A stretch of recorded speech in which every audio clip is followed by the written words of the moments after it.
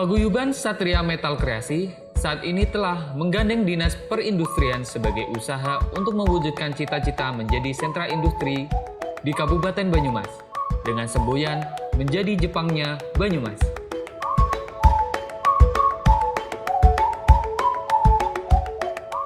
Usaha logam di Banyumas itu mungkin sentralnya sebenarnya di tempat kami. Makanya itu kami bisa mengatakan bahwa Pasir Wetan Jepangnya Banyumas. Semua orang yang berhubungan dengan perlogaman, kebutuhannya masuk ke Banyumas, masuk ke Purwokerto, masuk ke tempat kami, insya Allah ada. Apa saja ada, apa saja bisa dibikin. Nah, maka dari itu kami kami dengan bangganya, kami dengan PD-nya berani mengatakan bahwa Pasir Wetan Jepangnya Banyumas. Tetapi ketika kami menelusur ke kedinasan, malah ada tapi tidak ada. Kenapa ada tapi tidak ada? Yuk sebenarnya kadang-kadang saya juga berpikir dan bingung. Beberapa kebutuhan kedinasan, resmi kedinasan tidak langsung menjurus ke tempat kami, tetapi mulai orang kedua, ketiga dan baru ke tempat kami. Orang kedua, ketiga itu yang bernego dengan kedinasan, baru ke tempat kami, kan kami jadi bingung sendiri. Sementara kami karena para pelaku usaha, basicnya itu SDM untuk menjurus ke bagian formal atau ke birokrasi kan agak susah. Kami tidak tahu cara menghubungi birokrasi itu seperti apa, kayak gitu. Mungkin yang lebih enaknya kalau dari pihak birokrasi pemerintahan yang masuk ke tempat kami loh, melihat secara langsung dan memberi dukungan yang nyata lah. Karena kelemahannya yaitu ketika kita berproses dengan satu dinas, sementara pegawai dinas itu dipindah tugaskan, itu selesai. Saya bisa mengatakan itu karena memang saya beberapa kali berhubungan dengan pihak dinas yang sampai pada titik hampir kerjasama gitu loh. Tetapi ketika dipindah tugaskan ya selesai, ya hilang, ya nggak ada kabar kayak gitu. Nah, hal-hal seperti itu sebenarnya tidak baik, akan menimbulkan kekecewaan di masyarakat ketika ditumpuk terus, itu ya efeknya itu kurang baik. Desa Pasir Wetan sangat berpotensi sebagai sentra industri pengolahan logam. Hal ini dikarenakan Pasir Wetan memiliki generasi muda yang aktif dalam usaha dan memiliki teknik-teknik yang belum dimiliki oleh wilayah lain. Yang paling beda nih, saya bercerita lah sedikit. Saya bukan empu pandai besi, tapi teorinya agak tahu untuk masalah pandai besi. Karena beberapa kemarin saya ketemu seorang dinas bercerita bahwa kayak gini loh, Mas, yang bikin peso bendo itu yang kualitas bagus mana? Akhirnya kan saya tanya, yang jenengan maksud kualitas bagus itu yang seperti apa, Pak? Tempat kami itu bisa semua kayak gitu. Karena ternyata sebagian masyarakat tidak tahu keguna bagus itu sebenarnya bagus itu menurut kegunaan. Taruhlah kata seperti ini. Bahan itu ada beberapa macam. Salah satu yang paling umum kan baja pir. Ketika jenengan mau memakai buat memotong bambu dan sebagainya, maka bendonya, pesonya itu, pedangnya itu pakai baja pir, dia itu lebih kuat. Tetapi ketika jenengan butuh untuk ketajaman sembelihan contohnya, itu bisa jadi jenengan mengarah ke baja lahar atau ke baja kikir. Lah ketika ditemukan baja kikir dipakai buat bikin bendo untuk memotong kayu, ya itu bagus tapi beda kemanfaatan kayak gitu loh. Itu kayak gitulah, kami itu punya teknik-teknik itu loh, yang orang awam itu sebenarnya tidak begitu tahu, ngertinya bagus, tapi kami bisa menerangkan baik untuk produksi pandai besi, permesinan atau konstruksi, kerajinan lencana. Itu kami punya teknik, punya olah bahan yang berbeda, punya harga yang sebenarnya sangat bersaing, punya kualitas yang disesuaikan dengan anggaran. Mas, ini benar nih, kualitas disesuaikan dengan anggaran. Karena kayak gini, bendo itu bendo lahar harganya sendiri, bendo bahan pir sendiri, sama juga ketika kita main di Kuningan, harga itu tergantung ukuran dan ketebalan, mainnya seperti itu. Kualitas standar pasir untuk kalangan bendo ya kami jualnya kualitas standar pasir namanya. Artinya kualitas standar pasir itu ketika itu memang tajam, rusak karena pemakaian, bendo dipakai buat mukul batu itu rompel, berarti kan memang bendo baja kualitas pasir itu loh, itu tidak balik. Tapi nek bendo dipakai buat mukul benda keras kompleot itu balik, itu ditukar, pasti boleh ditukar karena itu berarti bukan baja.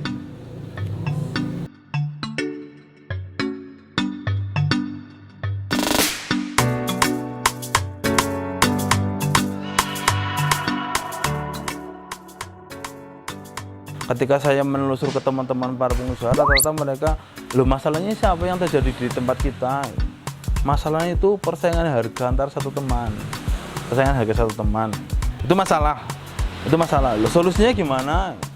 Solusinya ya kita harus duduk bersama dan membahas itulah. Saya tahu kan, loh seseorang sudah tahu masalahnya dan sudah tahu jalan keluarnya, lah kok terus, oh ternyata yang belum itu eksekusinya. Nah, salah satu eksekusi yang saya laksanakan yaitu menyegarkan paguyuban itu dan mengajak duduk bareng.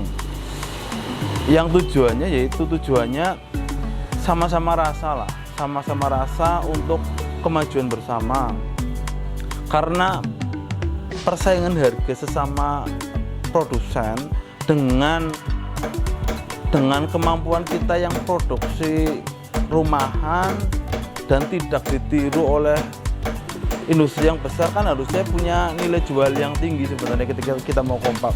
Yang jadi masalah kan waktu itu misalnya ada reseller datang ke sini, langganannya si A loh, harga 10.000. Temen produksi yang lain namanya si B datang ke reseller itu loh, menawarkan barang itu saya berani 9.000 padahal ke yang A itu 10.000. Yang B nawarkan 9.000 lah. Reseller itu mulai mempermainkan harga, artinya oh jenengan berani 9.000, oh ya nanti saya pikirkan ya lah, nanti reseller akan datang lagi ke langganan yang pertama si A dengan bilang bahwa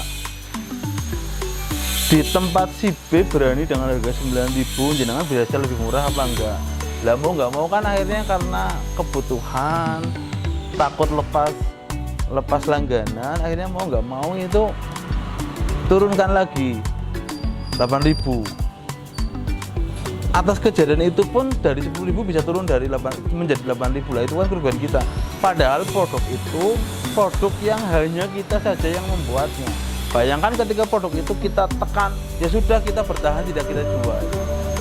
Ya selesai, reseller juga nggak bisa menjualnya karena di tempat lain juga tidak ada. Ada daerah lain mungkin daerah Kudus, daerah Bandung kan dengan jarak yang begitu jauh, terus ongkos kirim yang akan lebih mahal dan waktu nanti akan lebih itu. Jadi harapan saya ke teman-teman waktu itu, ayo kita duduk bareng, kita samakan persepsi, kita samakan rasa, harga kita bikin stabil. Walaupun permintaan nggak mungkin akan stabil, tetapi sedemikian rupa kita bikin harga stabil untuk kemakmuran kita bersama.